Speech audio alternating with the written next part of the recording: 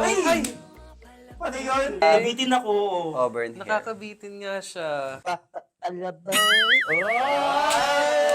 So proud of women finally owning up to their sexuality, their body yari yari. Hey guys! Welcome back to the 2 Gay BFFs channel! I am MC JMC Matthew. And I'm MC JMC And JM. we have a special guest for you guys. Do you wanna know who it Oh is? my gosh, sino kaya guys? It's the viral sensation, the award-winning theater actor, theater director, the filmmaker, the actor, the singer, the dancer. It's Lightning McQueen! Wait guys, di pa ko ready. Ay. Eksena. Ay. Okay, Okay. Oh my God! It's my dream! We're so happy to have you here, finally. Hi guys! Hello sa mga fans. He's a TikTok star. Meron siyang ilan followers? Ilan followers? Ako na nakakaano. Sige, basta meron siyang followers. And today, we're gonna watch G22's Papa Papapalaban. Okay. So, kilala mo ba sila? Parang napay ko sila once isang Chinese competition. Diba? Sila yung kasama ng Beanie. Akala ko international group sila. Tapos nagulat ako na, ay, may Tagalog bigla dun sa song nila. Bongga, no? So, sakto, tatlo ang G22. Sino ka doon? Tatlo rin tayo. Ako si Beanie Aya. Iba yun. Ako si Stel. Iba ba yung Sex Sino Mom ka? Rochelle? Okay, manood na Init. tayo. Manood na tayo. Ang ingay niyo. Ay, sa amin ang Grabe pala. legs! Kasi pa kasi pa. Legs! Ay! Ay! Positions! Ang ganda ng orange hair ni Zion. Diba? Ang ganda ng contrast ng darkest orange. Ay! Sabi ng hairstylist. Uy, ang ganda naman nila. Para Super. mga sexy, ano sila doon? Sexy yung vibe. Ay! Si ano? Tandang Sora. Ang ganda. Para mga modern, ano sila ngayon? Modern Katipunera. Ay, oo nga, no? Mga leaders. Si Ay, ang ganda ng suot Cleopatra. niya. Very queen. Sabi ng parang... Ganda. Ang ganda ng ano niya. Ang ganda ng breastplate. part na diba? yun, guys. Ang ganda ng Ah, boses si- nila. Uy, lahat sila, ano ha, visual ah. Oo. Walang Ang ganda ng problem. boses. Ay. Pak! Oh. Ang ganda ng... Sorry. Oh. Uy, ang bass heavy. Ang ganda ng bass. At ang galing kasi Ay, parang, pak! Parang ano? parang hindi siya tunog Pinoy, pero ano Ah. parang tunog international siya. International sounding. Ang ganda. Ay! Oh, nagtatanggal tayo ng Ay! Ang dami ganda. nilang Tapos tatlo rin reference, sila. Ang Tapos yung galing. barbell kanina si ano si Heidi Heidi Diaz. Parang girl power. Hindi sila babae lang. Oo. Lahat sila palaban na babae. Ay, sabi. Slay kayo, tita. Ang ganda ng boses. Ang ganda nun. Ay, ang ganda. Palaban talaga sila dyan. Ah, Ay! Oo, sabi. gusto ko yun. Ay, Ay, ang sabi sabi. pala siya dati dyan. Ang taray nila. Ah. Oo. Ang ganda, guys. Grabe. Ano ba ito? Laban! It Ay, is oo. laban! Ang galing na. Laban, guys! Oo nga, no? Ang cute kasama sa steps nila. Ang ganda nila, guys. Grabe. Sabi ni Nailot. Ay, ang ganda Ay, niyan. ganda. Ayan, ang ganda niyan. Mga boss sila dyan, no? Mga sexy boss. Oh, ayun na. Ang female power. Palaban. Ang galing nadala nung ang nadala nung lyrics. Diba? Iba yung swag ng song, no? Parang, Actually, ganun, may ganun. saka gusto ko yung image nila sexy na palaban talaga. Ay, oh. At yung pagiging sexy nila, expensive. Diba? Panis. Pak! Oh. Ay, iba't ibang types of Beauty. skin tone ng, Oh. ng women. Ay, oh. Eh! Pak! Ang ganda nila. Oh, Okay, what can you say, guys? Ang ganda. Nagustuhan ko yung nag-grab sila ng pieces of our history ng mga ating mga strong papalaban na women. Like, nakita ko doon sila Tandang Sora, sila Mechora Aquino. Tandang Sora, si Mechora Aquino. Ayun. Ang ganda lang ng mga details ng metaphor. Ay! Like? Especially, di pinakita si Heidelin Diaz. Pinakita lang yung Barbell. Parang kasi syempre siya yung kauna-unahang gold medalist. But even yung yung sa steps nila, na-incorporate nila lahat. Yung L, no? Yung L, laban. Especially ang nagpasikat ng laban sign is babae din. Saka ang ganda na parang yung yung image nila and yung type ng music nila. Sobrang contrast sa P-pop groups na mga sikat ngayon like BINI. Diba? Kasi yung BINI parang super pa-sweet lang, ganyan. In-embrace talaga nila yung title pa lang na palaban. They're from Cornerstone Music, so parang medyo tied pa rin sila with ABS-CBN. Cornerstone is yung nag-handle kala Piolo, kala Catriona Gray, ganyan. Maraming magagaling actually from Cornerstone artists talaga. Kasi even sa theater may mga nakuha na Cornerstone. Shoutout po talaga sa mga baka naman ako next. Sampulan. Pakita na pa mapalaban. Ay, ang arte. So, that was... Di ba nabitin kayo? You want more? Let's watch their performance video. Hey! Fuck. Sheets 22, let's go. Give it- Ay! Oh, sorry. Ang sexy Panis. naman nila. At isipin mo tatlo lang sila pero parang ang laki. Diba? Ang Grabe laki yung na tingnan. energy. Ang ganda ng stage presence nila. Tapos ang lakas. Oh, wow. Iba-iba yung beauty nila. Oo. Oh. Uy, ang talented nila. Ang galing lang sumayaw. Tapos ang ganda ng vocals. Live rin kaya yung vocals? Hindi. Performance video lang yan. Performance lang. Galing nga mag-perform. Sana ganitong type of quality na papanood natin sa mga music shows natin. Diba? Guys. Oh. Ang talented ng G22. Ay, Iba. Sorry. Ay, Beyonce. sabi nang umiikot yung camera. Iba yung damit nila. Oo. Bigla. Ang ganda ng boses nila.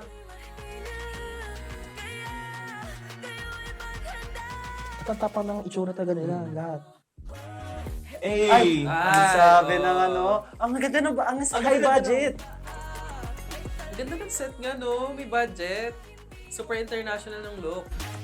Nakaka-proud na mga Pinoy. Di ba? Parang ang tagal natin hinintay makakanood ng ganyan na quality. Actually,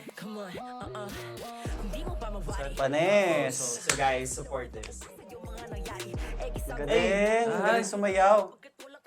ang slay nila. Nakaka-excite sila. Pagkat walang kasarian at pagiging matapang, ang ganda ng line na yun. Ay! Pagkat walang kasarian ang pagiging matapang. Oh, iba na naman outfit nila. Tapos ang ganda ng part ng pre-chorus na to kasi pinapakita na soft side, may soft side din yung mga babae. Pero palaban pa rin sila. Uy, ang galing ng production. Nakaka-proud. Grabe. Sobra. In itself, it could be its own music Parang music video. video na nga eh. Ay! Oh! Panis! May pagbasa effect. May May budget! Oh. Wow. Ang taray. Ganda guys, grabe. Galing. Napakabakla. Sexy. Grabe. Lakas. Ang ganda. Ay, ang ganda ng effect nito. Ang grabe katawan nila ah. Ang sexy lahat. Grabe yung katawan nila. Ang lala. Ang ganda. Ay! Pati yun. Gosh! Pati yan. Ang bakla nito, Nemia. Parang bakla yung Binubuhay niya choreographer. yung kapaklaan ko. Fantasy ko yun. Ginagawa ko ng bata yung nagkumula. Ay, gugat nila. Ang slay. Ang galing. Oh, pa. Papapalaban. Ang galing no? Papapalaban, papapadaan. Make way for me. Like, tabi kayo, palaban ako, babae ako. Galing. Oh.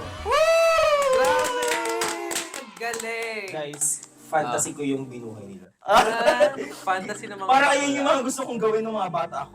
Grabe, paparating na talaga sila. May bago na naman tayong girl group na aabangan, na palaban. Pero sinasabi nila yung music industry ng Philippines, lumalaban talaga Ay, ngayon. yung mga babae, no? And babae ang gumagawa, no? Grabe. Tunay nga pinatunayan nila, the female is future. Ay! The future is female. Pero favorite part ko talaga yung lumalabas na yung L. Kasi parang feeling ko double yung meaning niya eh. Parang lumalaban siya para sa mga losers. Kasi ang tunay na loser, yung tumitingin sa mabae na may hina sila. Grabe Parang, naman sa hey, women. losers, lumalaban kami. Oo, kasi minsan, Kasi ganon. parang nilagay dito eh. Oo. Pero ang ibig sabihin talaga nito, laban. Laban. Parang, I love it. Ako yung favorite part ko would be nung may nakatayo, tapos yung dalawa nasa baba, tapos yung flooring sila, ganyan, sasayaw-sayaw sila. Favorite kasi yung mga flooring na mga pa-effect na sayaw eh. That's my fantasy naman. Yung mga nag-flooring. Ang galing kasi parang hindi lang sila maganda yung boses. Kasi di ba kanina hindi natin masyado nakita yung pagsasayaw nila. Grabe, sobrang talented nila sumayaw. And they came prepared. Ganun ang taong palaban. Ako naman, favorite part ko, Thai part. Ay, My favorite part was yung ulan-ulan effect din. Kasi sobrang bakla nung gumawa ng Korean na nakaisip na magsasayaw sila sa ulan. Di ba parang naging fantasy natin naman lahat talaga yun. Tapos yung basang-basa sila, tapos basa yung damit sa kanila.